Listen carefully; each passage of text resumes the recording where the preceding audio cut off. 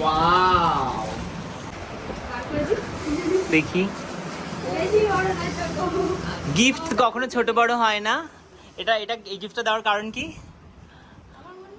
মন দিয়ে খুশি হয়েছে। আগে না প্রথম দিন ক্লাসে ওদেরকে আমি গিফট দিয়েছিলাম, ওই জন্য খুশি হয়ে আমার জন্য গিফট নিয়ে এসেছে।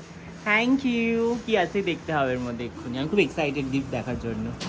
দেখি কি আছে। গিফট পেতে কার না ভালো লাগে বলতো? আমার তো খুব ভালো লাগে গিফট। আমার যেমন দিতেও ভালো লাগে, পেতেও ভালো লাগে। আমি গিফট দেওয়া দেখেছি, তাই জন্য আমার পুরোনো ব্যাচের স্টুডেন্টরা বলছে কই আমরা তো গিফট পেলাম না। দিদিদের ব্যাচ।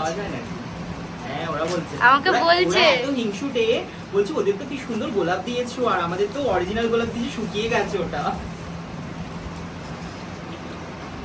ফটো ফ্রেম, ওয়াও, খুব সুন্দর। মা সরস্বতী এসছে আমার বাড়িতে। Thank you. এই কারণেই কাজ করো, যদি সরস্বতীরা এসছে। হ্যাঁ, থ্যাংক ইউ। সঙ্গে আরেকটা জিনিসও আছে, যেটা হচ্ছে পেন আর চকলেট।